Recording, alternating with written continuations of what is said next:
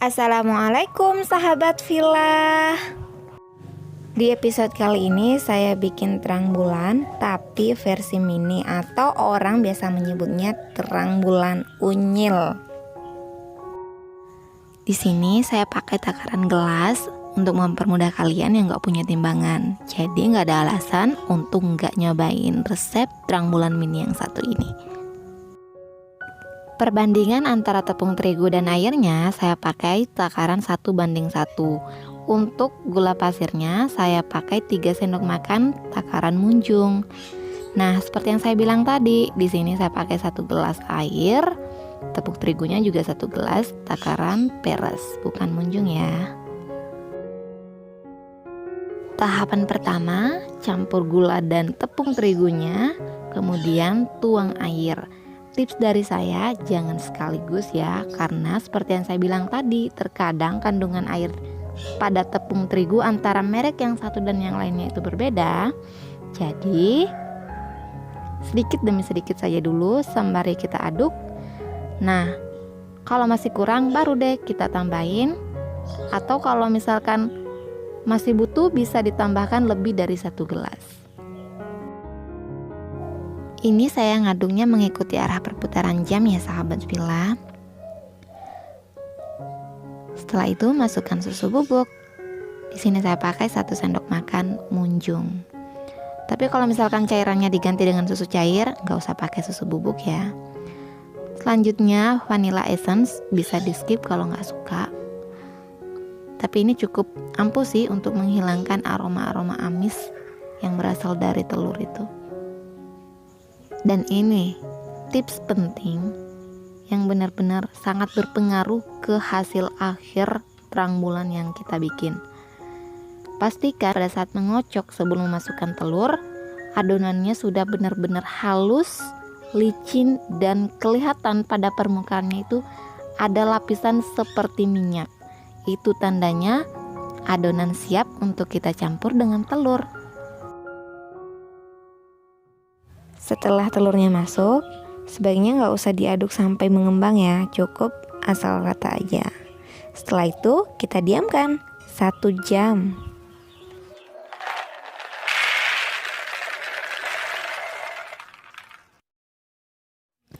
Sambil menunggu, mari kita siapkan topping. Di sini saya beli kacang mentah.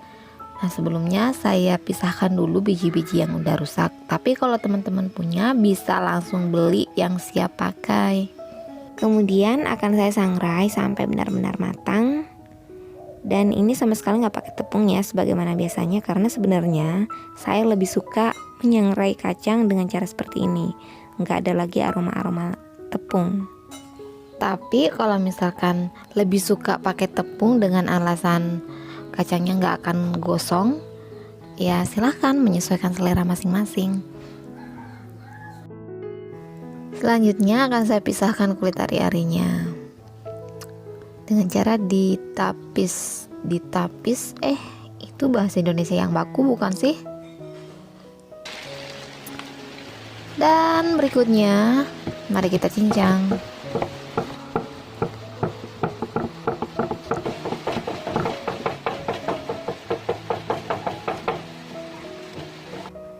Sebenarnya proses mencacah kacang seperti ini nggak harus manual begini. Kalian bisa pakai alat mana aja, maksud saya alat apapun. Ya, tapi ini menyesuaikan selera saya yang lebih suka tekstur kacangnya lebih besar-besar seperti ini. Kalau misalkan saya pakai peralatan biasanya itu kadang terlalu hancur, terlalu halus maksudnya. Dan ini biskuit hitam yang udah saya buka krimnya, selanjutnya akan saya haluskan.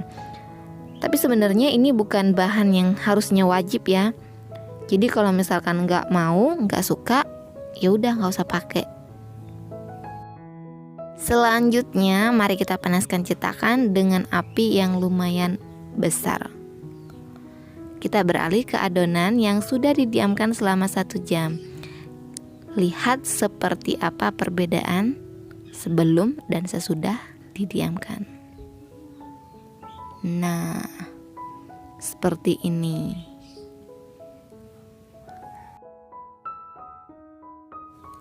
Satu resep ini menghasilkan 2 kali pemanggangan.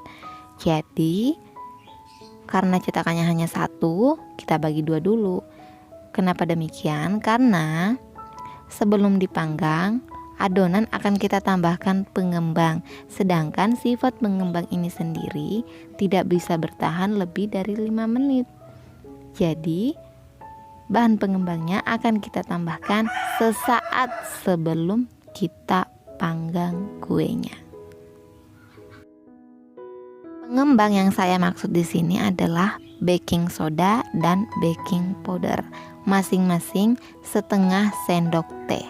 Porsi ini tidaklah besar sebagaimana mungkin kalian mengira ya sahabat villa, karena kalau kurang dari itu adonan tidak akan mengembang, tidak akan berserat dan berakhir bantat. Dan pastikan cetakannya tidak dioles dengan minyak ataupun margarin sebelum dituang ya sahabat villa. Oh ya, satu lagi tips dari saya, apinya yang tadi itu besar dikecilin dulu, karena kemungkinan kuenya akan gosong sebelum seratnya keluar. Dan kesalahan saya berikutnya pada saat pertama kali belajar bikin kue ini, busanya, gelembungnya belum keluar seperti ini, udah saya tutup duluan. Dan alhasil kuenya bantat. Jadi jangan diulangin ya, pastikan gelembungnya udah keluar banyak. Setelah itu ditaburi gula pasir, baru deh kita tutup supaya panas atasnya itu merata, bikin kue matang atas bawahnya. Seperti ini. Gak lama kok. Habis itu tips berikutnya, sebelum mengoles minyak maksud aku margarin, kita congkel-congkel dulu sekelilingnya. Ini akan mempermudah. Setelah itu baru dia oles margarin. Maksud saya tadi mempermudah pada saat kita mengangkat, karena kalau kelamaan teksturnya itu akan keras, kering, dan mudah hancur. Jadi lebih baik pada saat masih lunak seperti tadi, kita cungkil dulu, baru kita taburkan topping. Nah, ini biskuit, terus meses, terus kacang. Setelah itu kita tutup lagi. Dan ini termasuk tips penting menurut saya. Banyak orang yang bertanya, kok topping mesesnya nggak bisa nempel pada berserakan kemana-mana, apalagi pada saat kita makan itu mesesnya tumpah kemana-mana. Inilah tips yang saya maksud. Setelah mesesnya kita tuang ke atas kue, kita tutup dan kita panaskan sebentar. Tujuannya agar meses itu meleleh dan menyatu ke permukaan kue. Jadi sekalipun dibalik ya nggak akan tumpah. Nggak percaya, cobain aja. Insya Allah manjur deh. Ini tips saya dari pengalaman sendiri.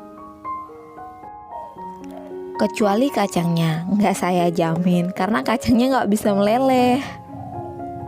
Selanjutnya kita beralih ke adonan berikutnya, adonan kedua yang baru saja kita kasih baking soda.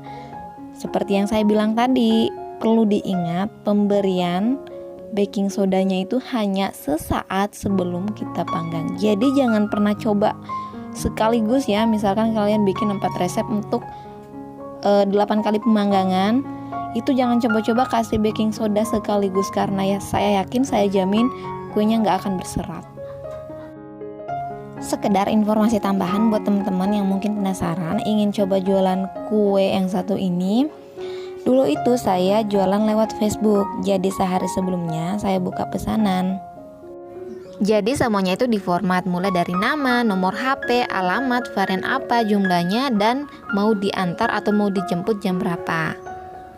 Habis subuh saya mulai bikin adonan. Alhamdulillah adonannya bisa bertahan sampai 10 jam. Kalau kita pakai satu cetakan, untuk menyelesaikan 1 kali pemanggangan ini butuh waktu sekitaran 10 menit. Jadi gunakan atau luangkan waktu sekitar 20 menit sebelum waktunya untuk memulai mengeksekusi satu pesanan ini. Karena kan butuh waktu buat pemanggangan, menghias, dan mengemas. Tips supaya panas kuenya tetap terjaga, kedua kuenya ditumpuk, kemudian dipotong, lalu dibungkus kertas nasi, baru dimasukkan ke dalam kotak. Oke, sampai di sini dulu ya sahabat villa. Syukran jazakumullah khair.